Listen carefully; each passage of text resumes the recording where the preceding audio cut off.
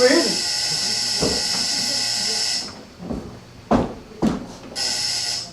Just a moment, I'm coming.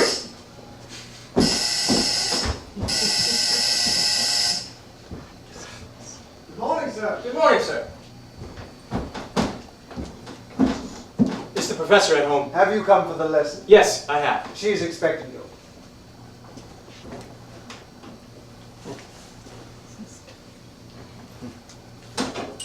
Sit down for a moment.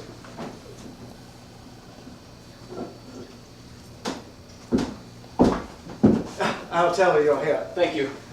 Professor, come down, please. Your pupil is here. Thank you. I'm coming in just a moment.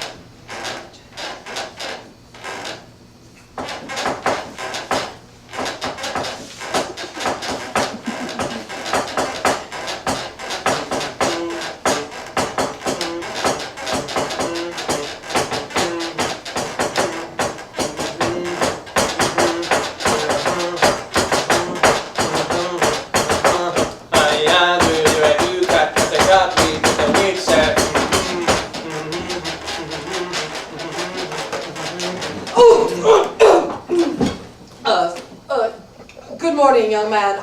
I take it that you are the new pupil. Yes, Professor. Good morning, Professor. As you can see, I'm on time. I didn't want to be late. That's fine, young man. Thank you. You really didn't need to hurry. I'm very sorry to have kept you waiting. I was just finishing up, well, I'm sorry. You will excuse me, won't you? Oh, certainly, Professor. It doesn't matter at all, Professor. Please excuse me. Did you have any trouble finding the house? No, not at all. I just asked the way. Everybody knows you around here. For 30 years I've lived in this town.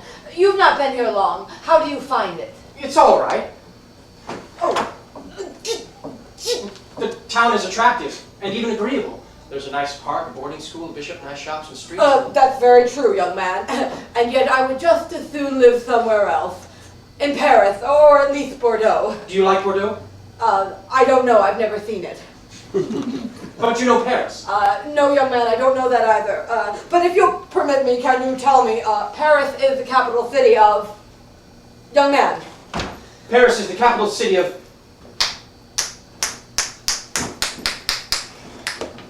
France?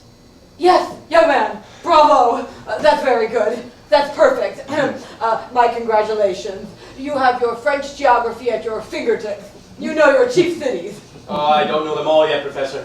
It's not quite that easy. I have trouble learning them. It will come. You mustn't give up. Young man, I beg your pardon. Have patience. Little by little, you will see it will come. Oh, what a nice day it is today. Or rather, not so nice. But then yes, it is a nice day. In short, it's not too bad a day. That's the main thing. not raining, and it's not snowing either. That would be most unusual, for it's summer now. We can't be sure of anything, young man, in this world. Snow falls in the winter. Winter is one of the 4 seasons. The other 3 are spring, then summer, and It begins like automobile, young man. oh yes, autumn. That's a very good answer. I am convinced you will be a good pupil. You will make real progress.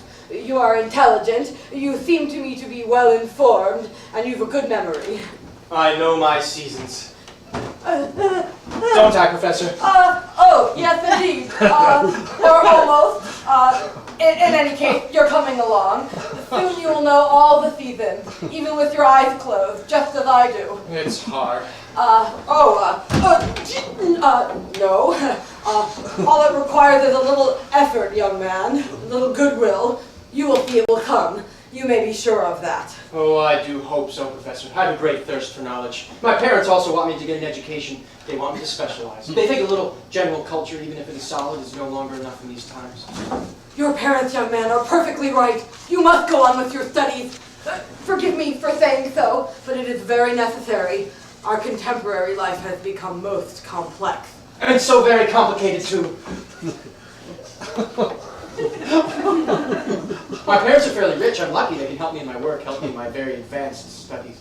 Oh, and you wish to qualify for? Just as soon as possible for the first doctor's orals. They're in 3 weeks' time. You already have your high school diploma, if you'll pardon the question. Yes, Professor. I have my science diploma and my arts diploma, too. Oh, you are very far advanced. Perhaps even too advanced for your age.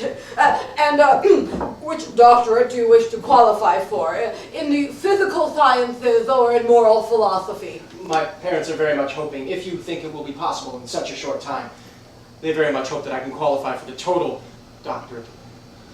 The total doctorate? Oh, young man, you have great courage. I congratulate you sincerely. We will try, young man, to do our best. In any case, you already know quite a bit, and at so young an age, too. Oh, Professor. Then if you will... pardon me, please. I do think that we should get straight to work. We scarcely have any time to lose. Oh, certainly, Professor. I want you. I beg you to. Then, may I ask you to sit down, please? There. Oh, dear. Will you permit me, young man, that is, if you have no objections, to sit down opposite you? Of course, Professor. Please do. Thank you very much, young man. Here we are. Now, have you brought your books and notebooks? Certainly, Professor. I brought all that we'll need. Perfect. Young man, this is perfect. Now, if this doesn't bore you, shall we begin? Yes, indeed, Professor. I'm at your disposal. At my disposal? No, young man. It is I who am at your disposal. I am only your humble servant. Oh, Professor. If you will now, I will begin by giving you a brief examination of your knowledge, past and present, so that we may chart our future course. Good. How is your perception of plurality? It's rather vague. Confused. Good. We shall see. Now, young man, would you like to do a little arithmetic? That is, if you want to. Certainly, Professor. I ask nothing better. It is rather a new science, a modern science. Properly speaking, it is more a method than a science, and it is also a therapy. Have you finished yet, Maurice? Yes, Professor. I've found the umbrella. I'm just going. Hurry up, then. Please go along to the kitchen, if you will. Yes, Professor, I am going. Excuse me, Professor. But take care. I urge you to remain calm. You're being ridiculous, Maurice. Now, don't worry. That's what you always say. I will not stand for your insinuations. I know perfectly well how to comport myself. I am old enough for that. Precisely, Professor. You will do better not to start the young man on arithmetic. Arithmetic is tiring, exhausting. Not at my age. Anyhow, what business is this of yours? This is my department, and I know what I'm doing. This is not your concern. Very well, Professor. But you can't say that I didn't warn you. Maurice, I can get along without your advice. As you wish, Professor. Young man, I hope you'll pardon this absurd interruption. Excuse that man. He is always afraid I will tire myself. He fusses over my health. It's quite all right, Professor. Shows he's very devoted. He loves you very much. Good servants are rare. He exaggerates. His fears are stupid. But let us return to our arithmetical knitting. I'm following you, Professor. Without leaving your seat. Like you, Professor. Good. Let us arithmetize now. Yes, gladly, Professor. It wouldn't be too tiresome for you to... No, not at all, Professor. Go on. How much are 1 and 1? 1 and 1 make 2. Oh, that's very good. You appear to me to be well along in your studies. You should easily achieve the total doctorate, young man. I'm so glad, especially to have someone like you tell me this. Let us push on. How much are 2 and 1? 3. 3 and 1? 4. 4 and 1? 5. 5 and 1? 6. 6 and 7. 1? 7 and 1? 8. 7 and 1? 8 again. Very well answered. 7 and 1? 8 once more. Perfect. Excellent. 7 and 1? 8 again. And sometimes 9. Magnificent. You are magnificent. You are exquisite. I congratulate you warmly, young man. There is scarcely any point at going on. At addition, you are a past master. Now, let us take a look at subtraction. Tell me, if you are not exhausted, how many are 4 minus 3? 4 minus 3. 4 minus 3? Yes. I mean to say, subtract 3 from 4. That makes 7? I am afraid I am obliged to contradict you. 4 minus 3 does not make 7. You are confused. 4 plus 3 makes 7. 4 minus 3 does not make 7. This is not addition anymore. We must subtract now. Yes. Yes. 4 minus 3 makes how many? How many? 4? No. No, man, that's not it. 3 then. Not it either. Oh, pardon me, please. I ought to say, that's not it. Excuse me. 4 minus 3. 4 minus 3. 4 minus 3? But now doesn't that make 10? Oh, certainly not. It's not a matter of guessing. You've got to think it out. Let us deduce it together. Would you like to count? Yes, Professor. 1, 2. You know how to count. How far can you count up to? I can count to infinity. That's not possible, young man. Well then, let's say to 16. That is enough. One must know one's limits. Count then, if you will, please. 1, 2. After 2 comes 3. Then 4. Stop right there, young man. Which number is larger, 3 or 4? 3 or 4. Which is the larger number? The larger of 3 or 4? In what sense larger? Well, some numbers are larger and others are smaller. In the larger number, there are more units than in the small numbers. Well, unless the small ones have smaller units.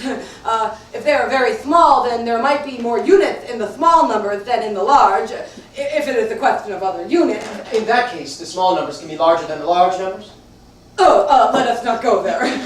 That would take us much too far. You must simply realize that there are more than numbers involved here. There are magnitudes, totals, there are groups, there are heaps of things, such as plums, trucks, geese, prune pits, etc.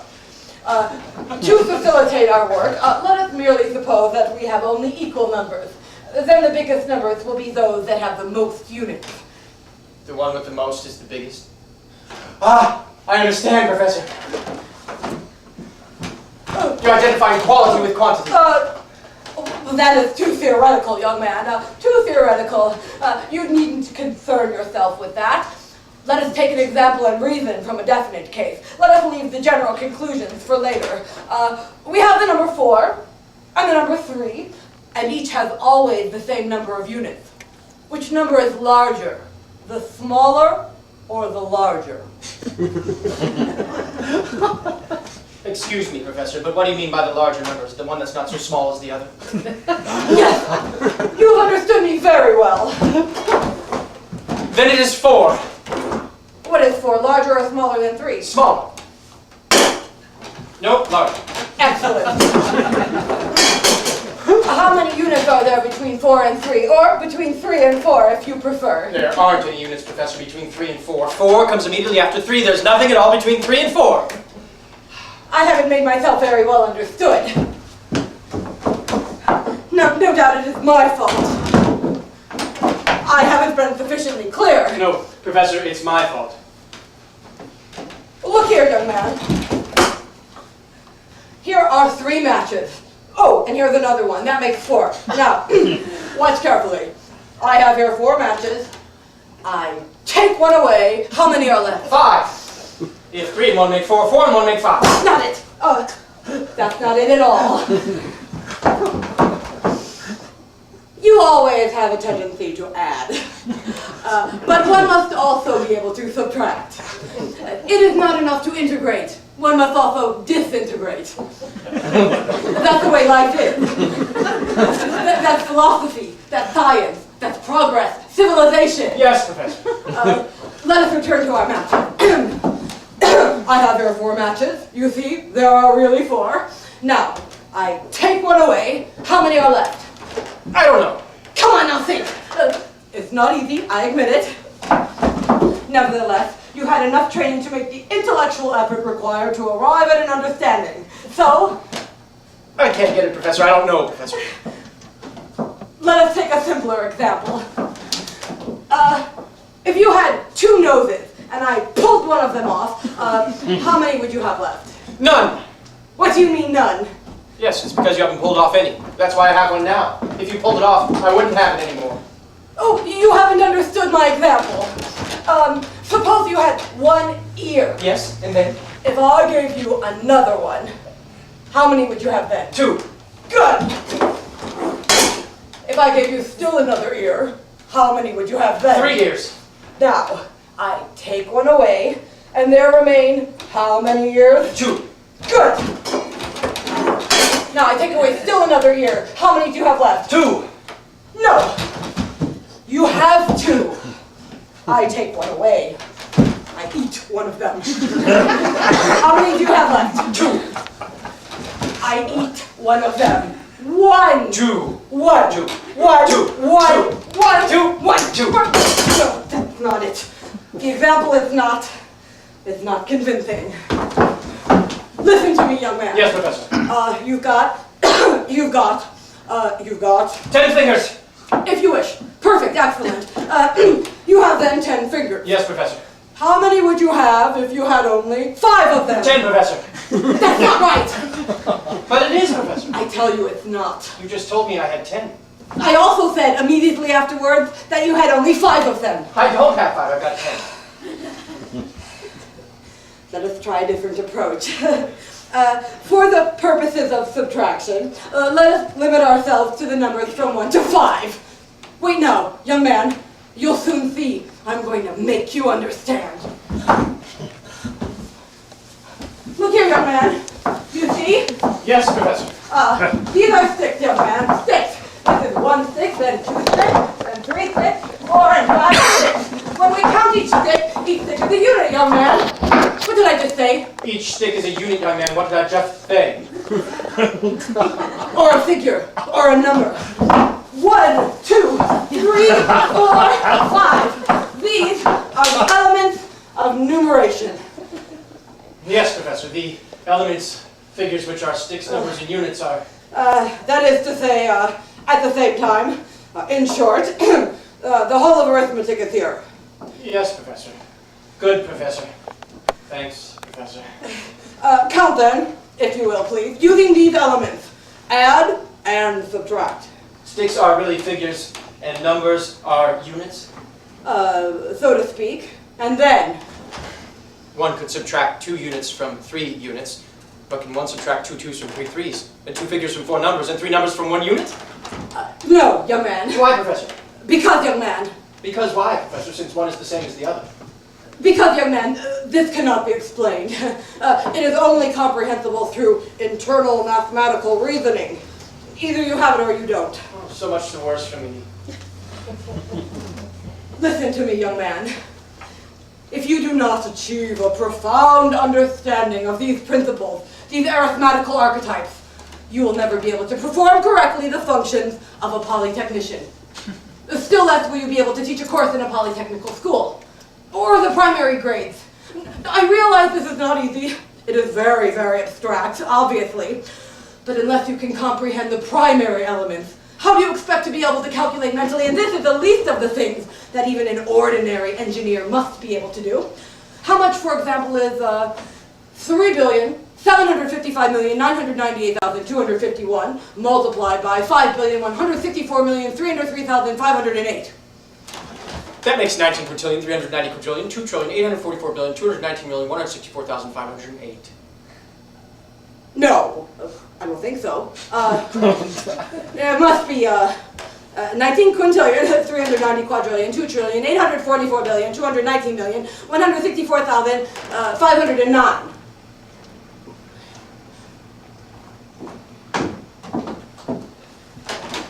No. 508! Oh, yes, you are right. The result is indeed quintillion, quadrillion, trillion, billion, million, 164,508.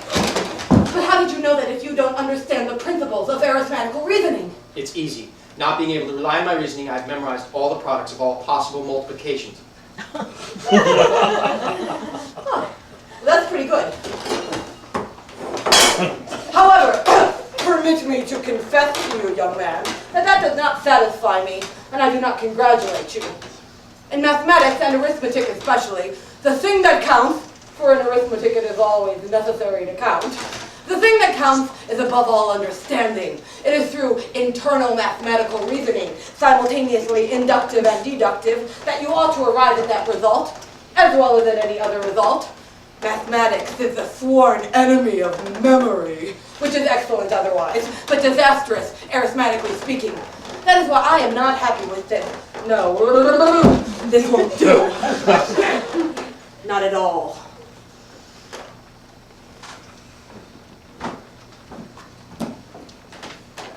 No, Professor. Let us leave this for the moment. Let us go on to another exercise. Yes, Professor. Professor. Oh, it is unfortunate, young man, that you are not further along in specialized mathematics. Professor. Professor. I hear that you will not be able to qualify for the total doctorate. Yes, Professor, it's too bad. Unless you...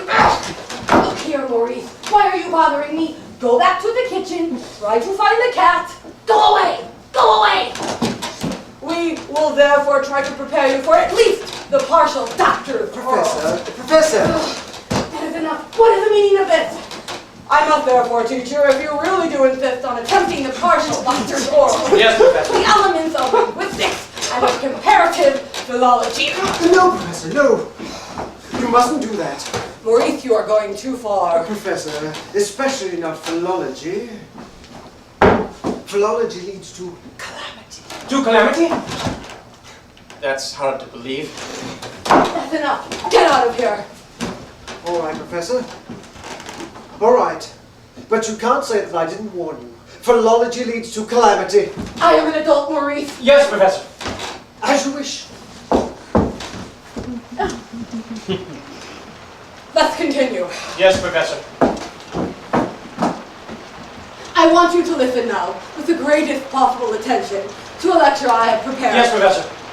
Thanks to which, in 15 minutes' time, you will be able to acquire the fundamental principles of the linguistic and comparative philology of the Neo-Spanish languages. Oh, yes, Professor. Good, Professor. Quiet! What is the meaning of this? I'm sorry, Professor. Quiet! Now then, young man.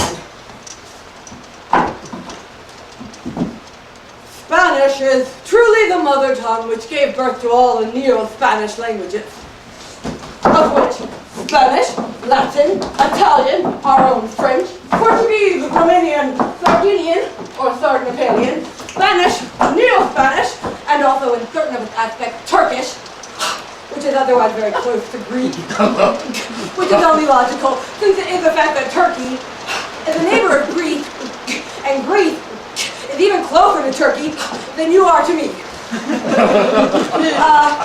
This is only one more illustration of the very important linguistic law, which states that geography and philology are twin sisters. You may take notes, young man. Yes, Professor. That which distinguishes the Neo-Spanish languages from each other and their idioms from the other linguistic groups, such as the group of languages known as Austrian and Neo-Austrian or Habsburgian, as well as the Esperanto, Helvetian, Monacan, Andorran, Basque, Swiss, and the Hyalite groups, and also the diplomatic and technical languages. That which distinguishes them, I repeat, is their striking resemblance, which renders indisputable their common origin and which at the same time differentiates them profoundly through the continuation of the distinctive traits which I've just cited. But let us not linger over generalities. Oh, yes, Professor.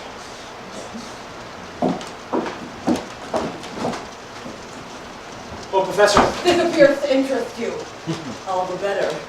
All the better. Oh, yes, Professor. Don't worry, young man. We'll come back to it later. That is, if we come back to it at all, who can say? Oh, yes, Professor. Every tongue. You must learn this, young man, and remember it until the hour of your death. Oh, yes, Professor. The hour of my death. Yes, Professor. And this, too, is a fundamental principle. Every tongue is at bottom nothing but language, which necessarily implies that it is composed of sounds or, phonemes. just what I was going to say. Don't parade your knowledge, you do better to listen. All right, Professor. Yes, Professor. These sounds must be seized on the wing as they fly, so that they'll not fall on deaf ears. As a result, when you set out to articulate, it is recommended, insofar as possible, that you lift your chin and neck very high, and rise up on the tips of your toes. You see this way. Yes, Professor. Keep quiet. Remain seated. Don't interrupt. And project the sound very loudly, with the full force of your lungs in conjunction with that of your vocal cords. Like this. Look. Butterfly, Eureka, papaya, Trafalgar. This way, the sounds are filled with a warm air that is lighter than the surrounding air, so that they may fly without danger of falling on deaf ears, which are veritable voids, tubes of sonority. If you utter several sounds at an accelerated speed, they will automatically cling together, constituting thus syllables, words, that is to say, sentences, groupings of various importance, purely irrational assemblages of sound, denuded of all sense, but for that very reason, all the more capable of maintaining themselves without danger at a high altitude in the air. By themselves, words charged with significance will fall, weighted by their meaning, and in the end, will collapse, fall, on deaf ears. That's it! But don't interrupt. And into the worst confusion, or else burst like balloons. Therefore, young man, what is the matter? I have a toothache, Professor. That's not important. We're not going to stop for anything so trivial. Let's go on. Yes, Professor. I draw your attention, in passing, to the consonants that change their nature in combination. Thus, F becomes V, D becomes T, G becomes K, and vice versa, as in these examples which I will now cite for you. 3 o'clock, children, le coq au vin, new age, and here comes the night. I have a toothache, Professor. Let's continue. Yes. To resume, it takes years and years to learn to pronounce. Thanks to science, we can achieve this result in a few minutes. In order to project words, sounds, and all the rest, you must remember that it is necessary to pitilessly expel the air from the lungs. and make it pass delicately, caressingly over the vocal cords, which, like harps or leaves in the wind, will suddenly shake, agitate, vibrate, vibrate, vibrate, or else uvulate, or frigate, or jostle against each other, or assimilate, placing everything in movement.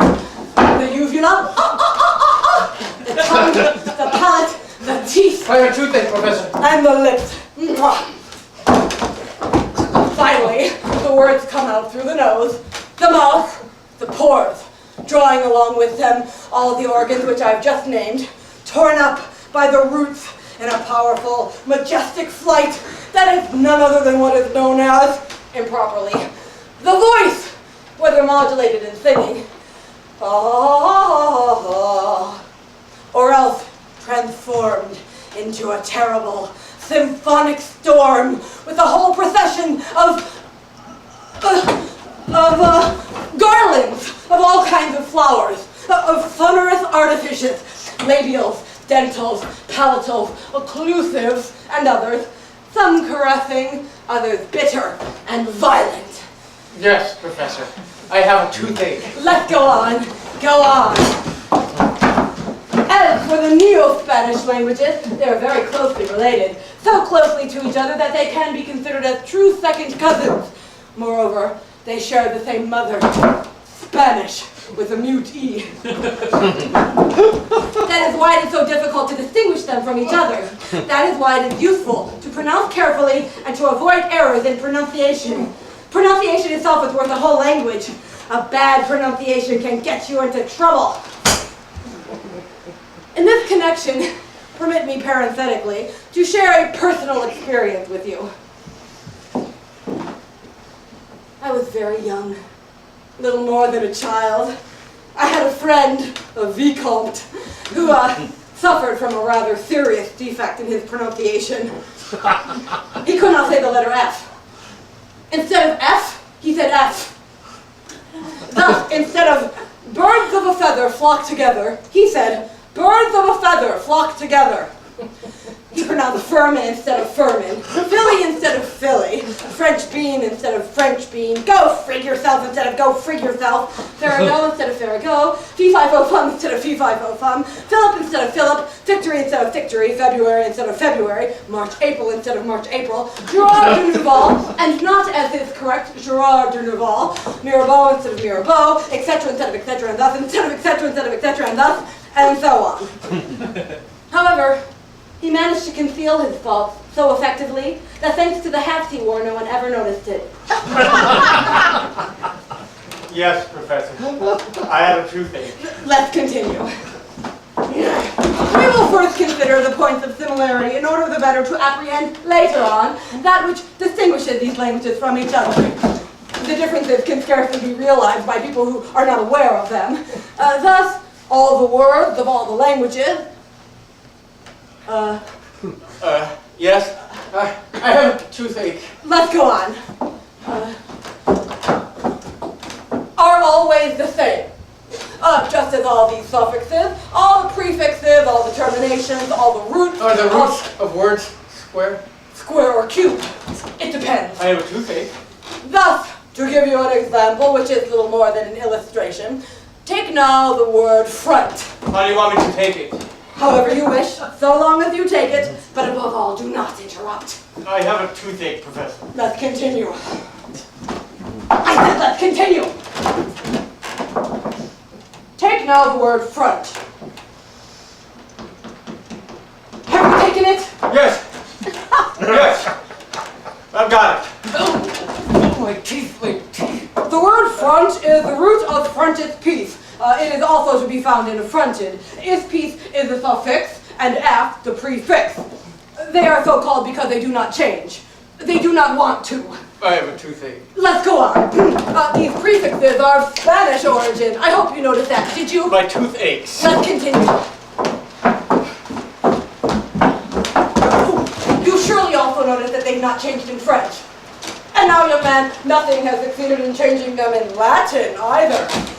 Nor in Italian, nor in Portuguese, nor in Romanian, nor in Sardanapalian, nor in Sardanapali, nor in Spanish, nor in Neo-Spanish, not even in the Oriental. Frontispiece, affronted, always the same word, invariably with the same root, the same suffix, the same prefix, in all the languages which I've just named, and it is always the same for all words. In all these languages, these words mean the same thing? I have a toothache. Absolutely. Moreover, it is more a notion than a word. In any case, you have always the same signification, the same composition, the same sound structure, not only for this word, but for all conceivable words in all languages. For one single notion is expressed by one and the same word and its synonyms in all countries. Forget about your teeth. I have a toothache. Yes. Good. Let us go on. Tell me now, how would you say, for example, en français, the roses of my grandmother are as yellow as my grandfather, who was Asiatic. My teeth ache. Go on, go ahead and answer anyway. In French? En français. Oh. Well, it would be the roses of my grandmother are as yellow As my grandfather, who was Asiatic. Oh, well, en français it would be, I believe, the roses of my... How do you say grandmother en français? En français, grandmother. The roses of my grandmother are as yellow... En français, is it yellow? Yes, of course. Or as yellow as my grandfather when she got angry. No. Who was Asiatic. I have a toothache. That's it. I have a toothache. So what? Let's go on. Translate now the same sentence into Spanish, then into Neo-Spanish.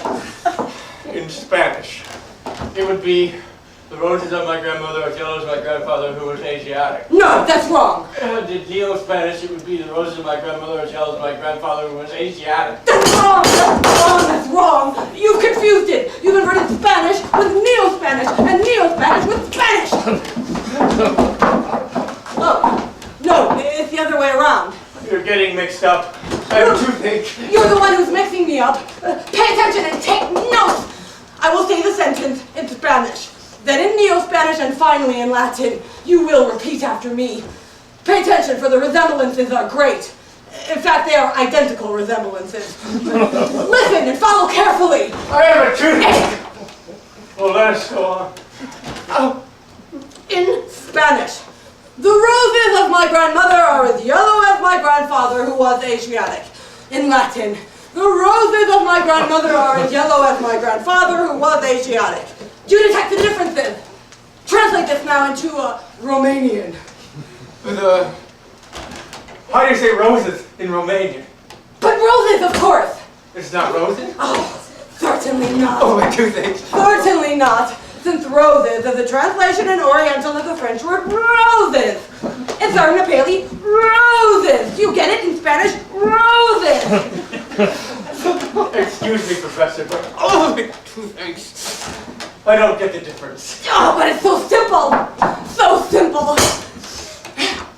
It is a matter of having a certain experience, a technical experience and practice in these very diverse languages, which are so diverse in spite of the fact that they present wholly identical characteristics. I'm going to try to give you a key. Oh, toothache. That which differentiates these languages is neither the words, which are everywhere the same, nor the intonation, which is absolutely the same, nor the sentence structure, which does not offer any differences, nor the rhythm of the languages. That which differentiates them, are you listening? I have a toothache. Are you listening to me, young man? We are going to lose our temper! You're bothering me, Professor. I have a toothache. Son of a puffer spaniel, listen to me. Oh, well, yes. That which distinguishes these languages from each other on the one hand, and from their mother Spanish, with its mute E, on the other hand,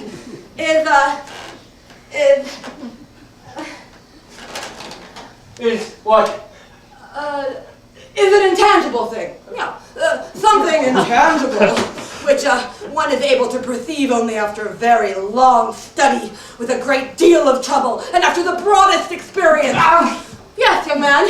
I cannot give you an example. One must have a feel for it, and well, that's it. But in order to have it, one must study, study, and study some more. Toothache. All the same, there are some specific cases where words differ totally from one language to another. But we cannot base our knowledge on these cases, which are, so to speak, exceptional. Oh, yes? Oh, Professor, I have a toothache. Do not interrupt. Do not make me lose my temper. I can't answer for what I'll do. I was saying then. Oh yes, the exceptional cases. The so-called easily distinguished, or facilely, or conveniently if you prefer. I repeat, if you prefer, for I can see that you are not listening to me. I have a toothache, Professor. I say then, in certain expressions in current usage, some words differ totally from one language to another. So much so that the language employed is, in this case, considerably easier to identify. I'm going to give you an example. The Neo-Spanish expression, famous in Madrid, "My country is the New Spain." It's translated into Italian, "My country is..." The New Spain. No, my country is Italy. Tell me now, by simple deduction, how do you say Italy in French?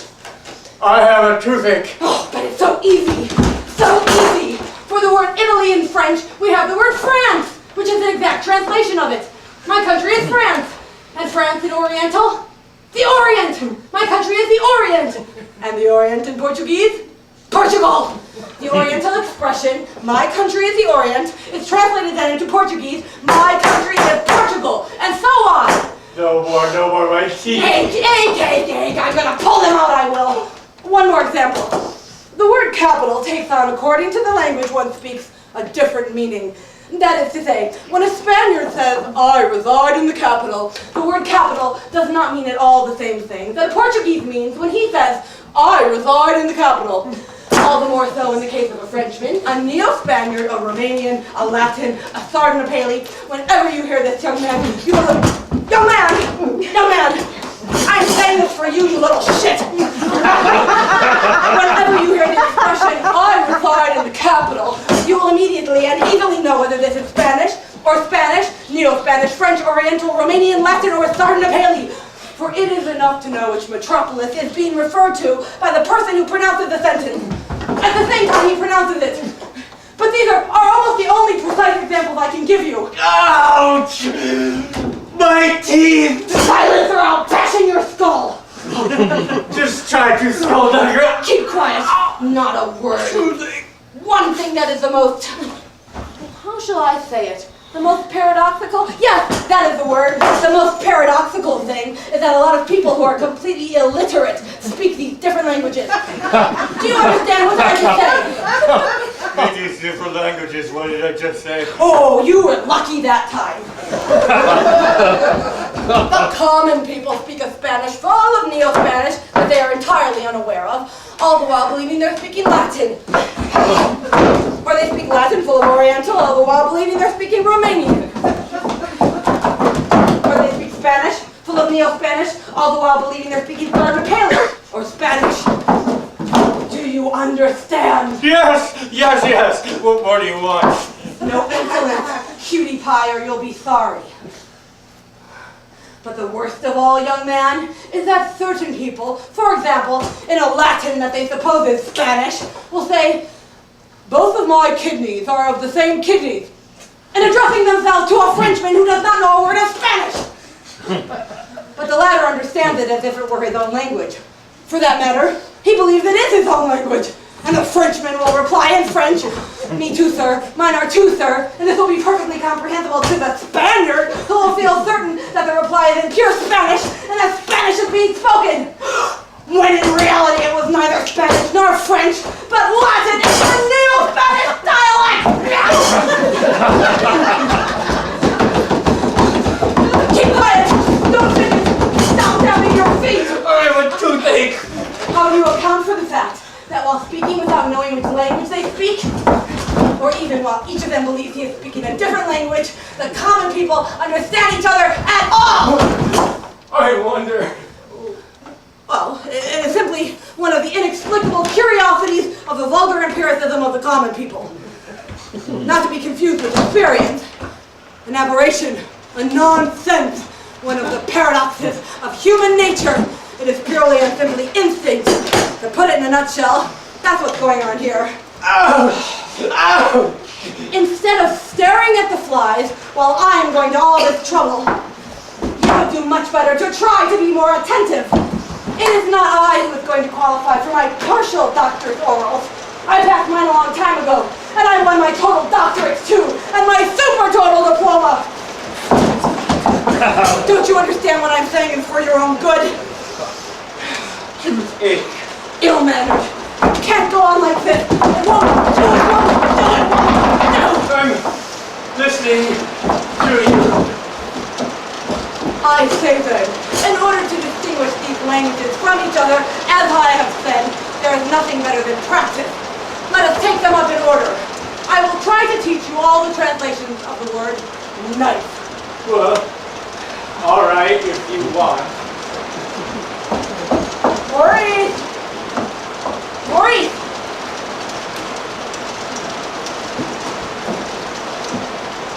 He's not there! Maurice! Maurice! Maurice, what are you doing? Why don't you come? When I call you, you must come! It is I who give the orders. Do you hear? He doesn't understand anything! That boy! He doesn't understand! Don't get into such a state, Professor. You know we're late. You're going to go too far. You're going to go too far. I will be able to stop in time. That's what you always say. I only wish I could see it. I have a toothache. You see? It's starting. That's the symptom. What symptom? What do you mean? Explain yourself. Yeah, what do you mean? I got a toothache. The final symptom. The chief symptom. Stupid! Stupid! Stupid! Don't go away like that. I called you in to help me find this Spanish knife.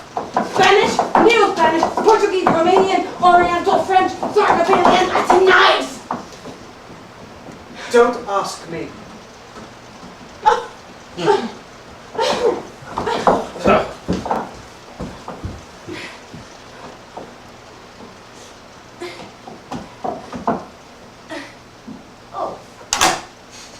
Voila!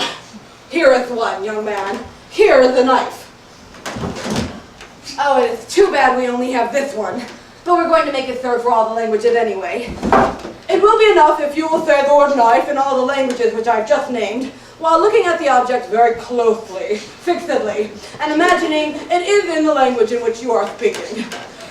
I have a toothache. Say nigh like nigh, foot like foot, and look at it! Look at it, watch it! What is this one in French, Italian, or Spanish? That doesn't matter anymore. It is no longer your concern. Say nigh, No. foot, look! Again, look! No, man, I've had enough. And besides, I have a toothache. My feet hurt me and I've got a headache. Knife, look! Knife, look! Knife, look! Oh, you're giving me an earache. Your voice, it's so piercing. Say knife, foot! No, my ears hurt. I hurt all over. I'm gonna cut them off your ears! That's what I'm going to do to you, cutie pie! Then they won't hurt you anymore! You're hurting me, you're hurting me. Come on, now, quickly repeat! Knife, foot! Well, if you insist. Knife. Is that Neo-Spanish? Yes, if you wish, it's Neo-Spanish. But hurry up, we haven't much time! And what did you mean by that insidious question? What are you up to? Ouch! Repeat. Knife. Knife. My head. Knife. It aches. Knife. My eyes. Knife. Knife. Repeat. Repeat. Knife. Oh, I have a pain in my throat, my neck, my arms, my shoulders, my chest. Knife. Knife. Knife. My hips. Knife. My thighs. Knife. Pronounce it carefully. Knife. Knife. My throat. Knife. Knife. Oh, my shoulders, my chest, my arms. Knife. Now you're pronouncing it well. Knife. Oh, my chest. My stomach. Pay attention! Don't break my table! The knife kills! Yes. Yes. The knife kills? Ah! Take that, you son of a bitch! Ah! Ah! Ah! Ah! Ah!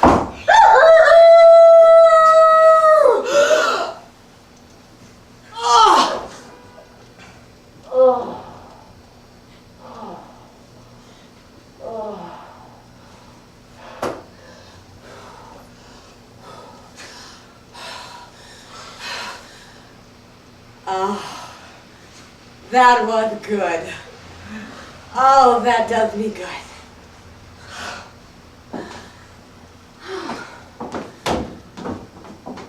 Oh, I'm exhausted. Oh, I can scarcely breathe.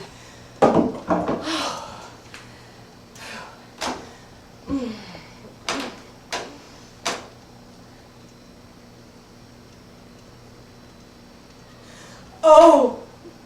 Oh dear! Oh, I'm in trouble now. Oh, what have I done? Oh, I'm in trouble! Young man! Young man, the lesson is finished! You can go now! Young man, you can pay another time! Oh, he's dead! Dead! Oh, this is terrible. By my knife. Oh, he's dead.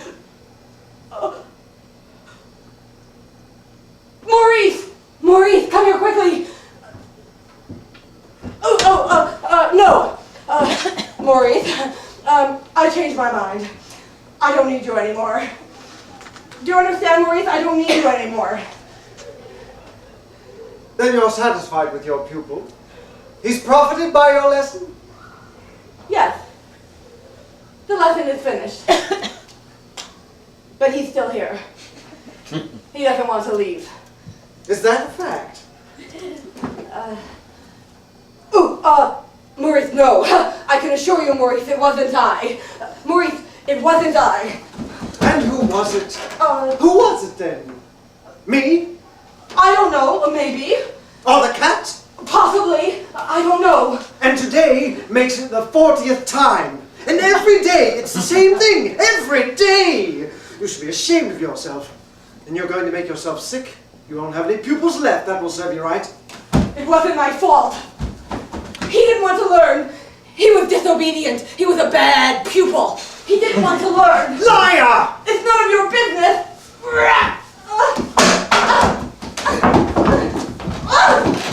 I'm sorry. Little murderer! Bitch! You're disgusting! You want to do that to me?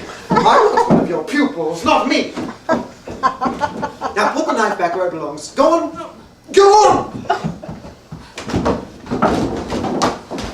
Now didn't I try to warn you just a little while ago that arithmetic leads to philology and philology leads to crime? You said to calamity. It is the same thing! I didn't understand you. I thought that calamity was a city and that philology led to the city of calamity. Liar!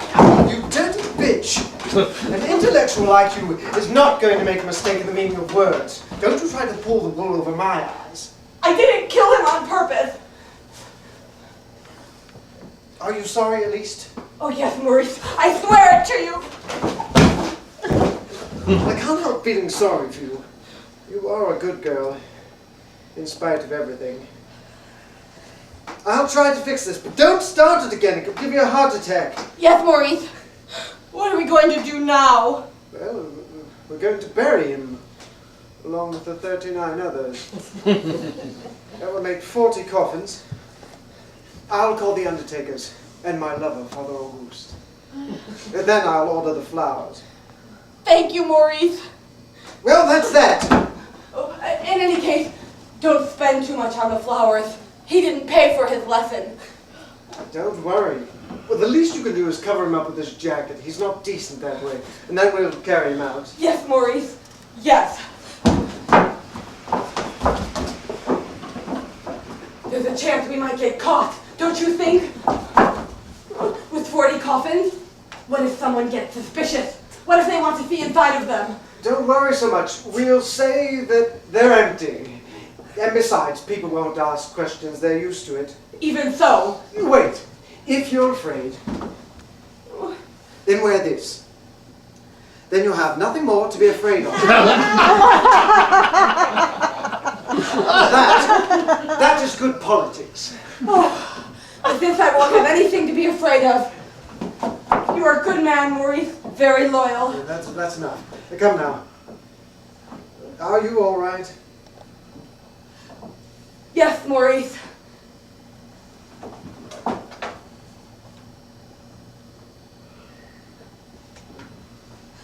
Be careful. We don't want to hurt him.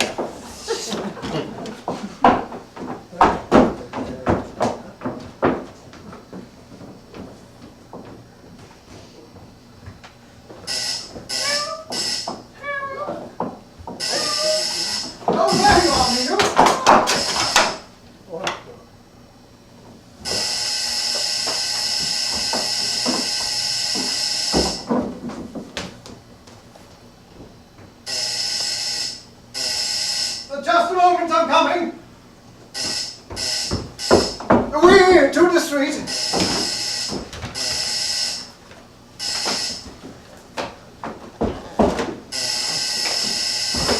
She's certainly in a hurry this woman.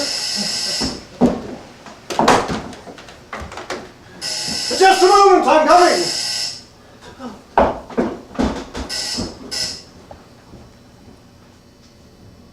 Good morning, miss.